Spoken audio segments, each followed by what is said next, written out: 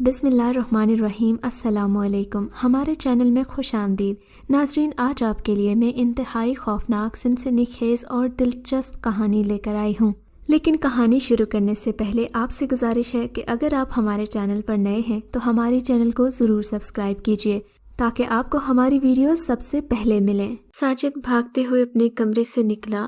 وہ ڈری سہمی اپنے اطراف میں دیکھنے لگی۔ وال پر لگی گھڑی 12 بجنے کا اعلان کر رہی تھی۔ اس نے گھڑی پر نظر ڈالی تو اس کی حالت بگڑنے لگی۔ وہی آواز اس کی سماعتوں سے ٹکرانے لگی اور وہ بے بس ہو کر نیند کی وادی میں اترنے لگی۔ اس نے خود کو ایک گھر کے باہر پایا۔ وہ اس جگہ کو اچھی طرح جانتی تھی۔ یہ الگ بات تھی کہ وہ یہاں رہنا اور آنا جانا پسند نہیں کرتی تھی، مگر مجبور تھی۔ سارا گھر جلا ہوا تھا۔ جس گھر کے باہر وہ موجود تھی، باہر کا موسم بھی عجیب تھا۔ ہر چیز کوہر آلود تھی اور آتے جاتے ہوئے سب کچھ بھیانک سا لگ رہا تھا۔ خوف کے سائے منڈلا رہے تھے۔ اندھیرا بھی پھیل چکا تھا۔ گھبرا کر اس نے اپنے اطراف میں دیکھتے ہوئے ساجد کو پکارا۔ وہ واپس آیا تو نادیہ سو چکی تھی اور گھبرا کر اسے جگانے لگا۔ آنکھیں کھولو، ہوش میں آؤ، کیا ہو گیا ہے تمہیں؟ وہ مسلسل اسے جھنجھوڑ رہا تھا، مگر وہ کہاں اٹھنے والی تھی۔ وہ نیم مردہ سی لڑکی بیڈ پر پڑی تھی۔ یہ تمہارے پاس آخری موقع ہے۔ اگر تم نے ذرا سی بھی غلطی کی تو تم وہاں سے نکل کبھی نہیں سکتے، عامل نے کہا۔ سمجھ گئے نا؟ تم وہاں سے کبھی نہیں نکل سکتے۔ دیکھو بیٹا، گھبرانے کی کوئی بات نہیں۔ اپنے ڈر پر قابو پانا سیکھو تو سمجھو کامیاب ہو گئے۔ یہ خبیث روح صرف اپنی موت کا بدلہ لینا چاہتی ہے، لیکن یہ بھی کڑوا سچ ٹھہرا کہ وہ بہت طاقتور ہے۔ بہرحال خدا کی مدد شامل حال ہے۔ میری دعائیں تمہارے ساتھ ہیں۔ عامل نے اس کی ہمت بندھائی اور پھر آخری بار اسے طریقہ سمجھایا۔ اس نے جلدی سے سرخ دھاگا نادیہ کی کلائی پر باندھا اور دل میں سوچنے لگا کہ مجھے اپنی بہن کے لیے یہ سب کرنا ہی ہے۔ اس کے بعد وہ نیند کی آغوش میں چلا گیا۔ وہ اسی گھر میں موجود تھا۔ اسے ویسی ہی آواز آئی جس کا ذکر نادیہ کیا کرتی تھی۔ وہ جلے ہوئے کمرے کے دروازے کے پیچھے چھپ گیا۔ نادیہ، کہاں ہو نادیہ؟ اس کے ہاتھ میں وہی آلہ تھا جو اس نے اس کے ماں کے پیٹ میں اتارا تھا۔ وہ لوہے سے بنی اس برچی کو رگڑتا ہوا نکل رہا تھا۔ برچی کے رگڑنے کی آواز سے نادیہ کے کانوں کے پردے پھٹنے لگے۔ دونوں ہاتھ کان پر رکھے وہ گھٹنوں کے بل بیٹھی ضبط کھو رہی تھی۔ نادیہ نے آہستگی سے پکارا، کہاں ہو بھیا؟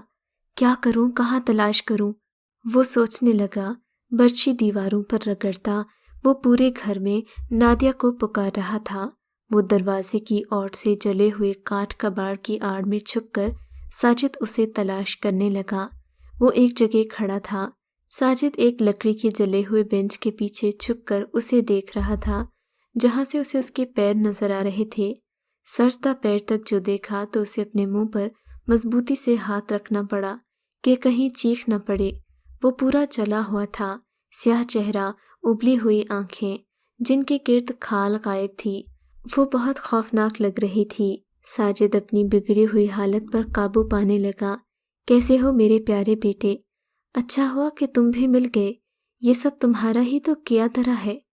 اس سے پہلے کہ وہ مڑ کر دیکھتا، اس کی گردن اس عورت کے شکنجے میں تھی۔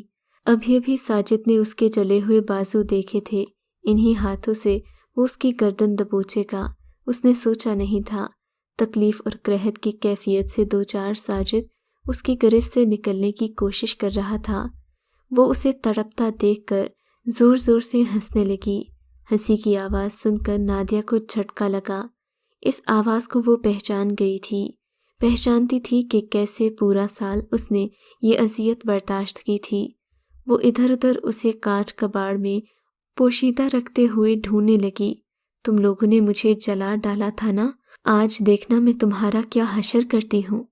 جلی ہوئی عورت نے ساجد کی آنکھوں میں آنکھیں ڈالتے ہوئے کہا، تمہاری بہن بھی یہاں ہے نا؟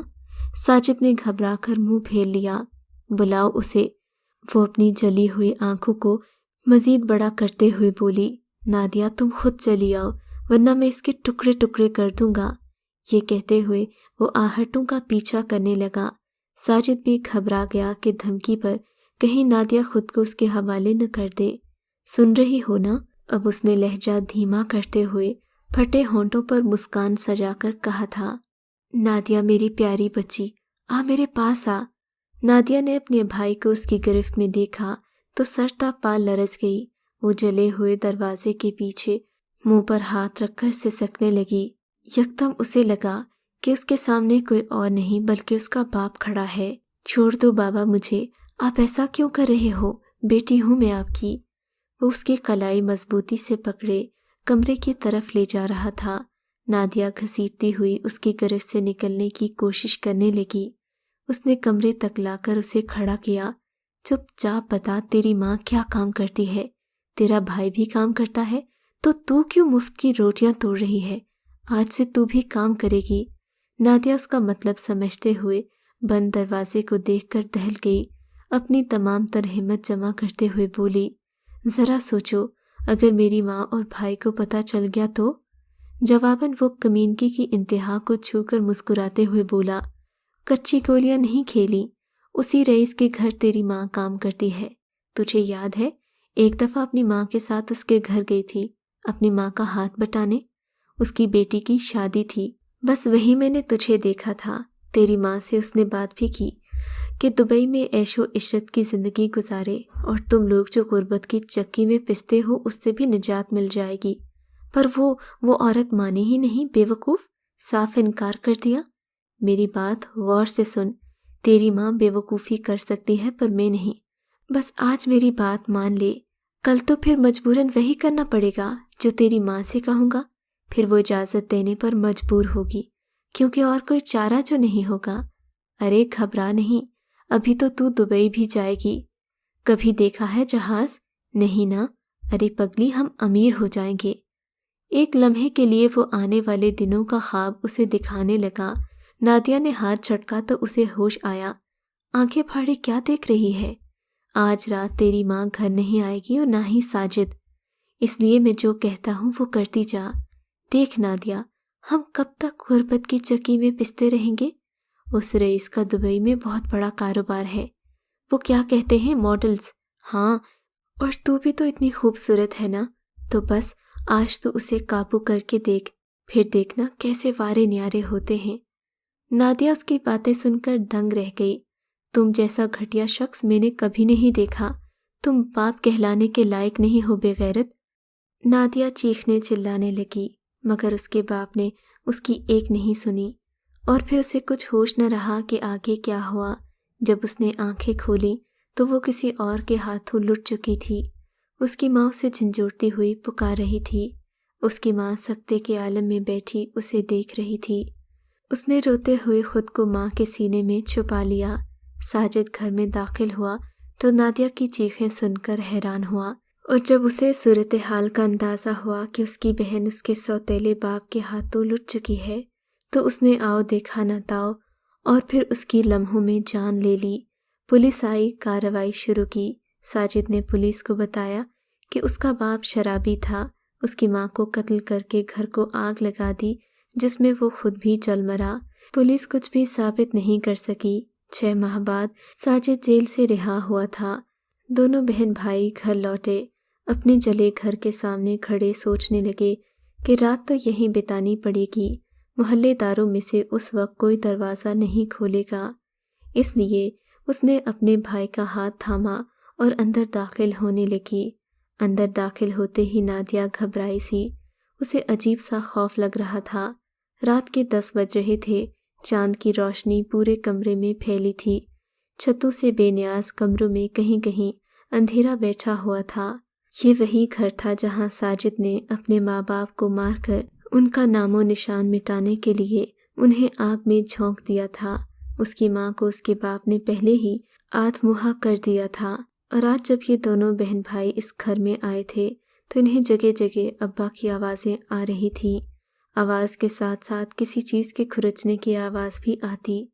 इन्होंने घबराकर बाहर पलटना चाहा, मगर दरवाज़ा कहीं नज़र नहीं आया। नादिया इधर उधर भागती दरवाज़ों से टक्करने लगी। नादिया, कहाँ भाग रही हो? खबासत से मुस्कुराता बाप हर जगह नादिया को खड़ा देख रहा था। नादिया ने चांद की रोशनी में अब्बा को देखा। उसका स्याह वजूद मुकम्मल जल चुका था, कहीं कहीं से तो खाल भी लटक रही थी। उसने खौफ से आंखें मूंद लीं। उसे अपने पीछे बाप के हंसने की आवाज़ सुनाई दी। फिर वो उसे घसीटता हुआ स्टोर में ले गया। नादिया ने अपनी उंगलियों में अपने दुपट्टे का जला हुआ कुछ हिस्सा और चाकू देखा। अचानक नादिया को झटका लगा। साजिद उसे कब से आवाज़ें दे रहा था, मगर नादिया तो घोड़े बेचकर सोई थी। साजिद की आवाज़ पर वो उठी तो साजिद उसे जगा रहा था। वो उठते ही इधर उधर देखने लगी। भैया, अब्बा जिंदा है, चलो यहाँ से, वो मुझे मारना चाहता है। वो अपने भाई की बाहों में छुपने लगी। शायद नादिया इस वाक़े को भुला नहीं सकी है। साजिद सोचने लगा, मुझे कहीं और रहने का बंदोबस्त करना होगा। साजिद ने सोचा और फिर अगले दिन वर्कशॉप पर काम करना शुरू कर दिया। किराए पर मकान भी हासिल कर लिया। साजिद अब बेफिक्र था कि अब नादिया इस वाक़े को भूल जाएगी, मगर ये उसकी खाम ख्याली थी। चंद दिन गुजरे तो नादिया ने उसे बताया कि वो अब्बा को देखती है जो बदला लेने की बात करता है। साजिद ने उसे काफ़ी समझाया कि बुरे वक्त को भूल जाओ, मगर नादिया की हालत नहीं बदली। साजिद उसे दिमागी मरीज़ा समझने लगा। फिर एक दिन साजिद ने अपना मसला अपने उस्ताद से डिस्कस किया, जिसने एक आमिल के पास जाने का मशवरा दिया। साजिद ने आमिल को तमाम वाक़यात और हालात से आगाह किया। आमिल ने बताया कि जब तुम्हारे बाप की मौत हुई तो नादिया की कोई इस्तेमाल शुदा चीज़ उसके पास थी और बदले की नीयत भी थी। अब उसी इस्तेमाल शुदा चीज़ के ज़रिए वो उसे तंग करता है। जिस तरह वो ख्वाब में आता है, उसी इस्तेमाल शुदा चीज़ से उसकी रूह बांधना चाहता है। अब तक वो इसमें कामयाब नहीं हो सका, क्योंकि नादिया को ऐन उस वक्त जगा दिया जाता था जब वो उसे बांधना चाहता था। लेकिन जिस दिन उसने उसे बांध लिया तो नादिया तब तक नहीं जागेगी जब तक उसके बाप की रूह उसे आज़ाद नहीं करती, और वो इस हालत में मर भी सकती है। साजिद ये सुनकर बहुत हैरान हुआ। आमिल ने उसकी मुश्किल भांपते हुए कहा कि दुनिया में बहुत सारे वाक़यात ऐसे हैं जिन्हें हमारी अक्ल मानने से इनकारी है, मगर ऐसा होता है, और फिर नेकी और बदी की जंग ता क़यामत जारी रहेगी। इसका हल यही है कि जब नादिया को वो दिखाई दे और उसके पास वो देखे कि कौन सी चीज़ है जिसके ज़रिए वो उसे तंग कर रहा है, तो उससे वो चीज़ ले लेनी चाहिए।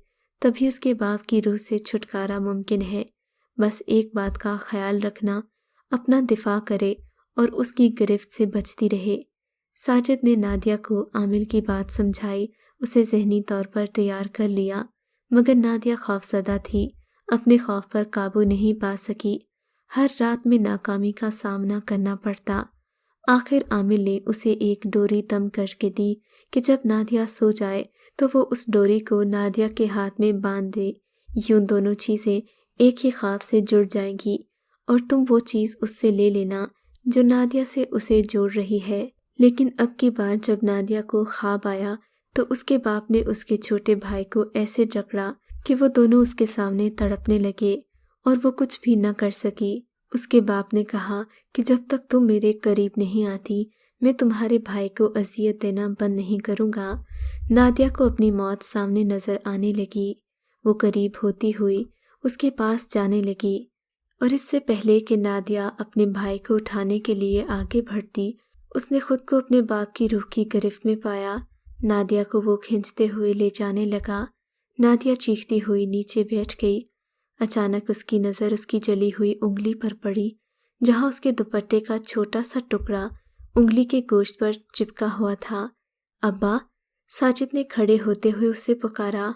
वो चलते हुए बिना रुके मुड़ा और एक लफ्ज़ की जंजीर ने जैसे उसके कदम रोक लिए। फुर्ती से नादिया ने हाथ की उंगली से दुपट्टे का टुकड़ा खुरच डाला। दुपट्टे का टुकड़ा उंगली के गोश्त से उखड़ गया तो वो चीखने लगा।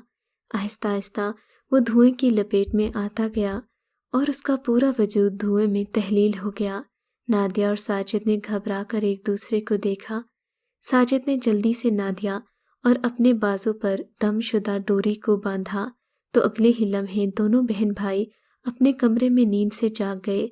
अब हमेशा हमेशा के लिए दोनों बहन भाई अपने बाप के इंतकाम से छुटकारा पा चुके थे। اگر آپ کو یہ کہانی اچھی لگی ہے تو اس ویڈیو کو لائک کیجیے اور اس طرح کی مزید ویڈیوز دیکھنے کے لیے ہمارے چینل کو سبسکرائب کیجیے۔ اور ہاں، اگر آپ کی کسی دوست، رشتہ دار یا بہن کے ساتھ خدا نہ کرے ایسا کوئی واقعہ پیش آیا ہے تو ہمیں کامنٹ سیکشن میں اس کے بارے میں ضرور بتائیے۔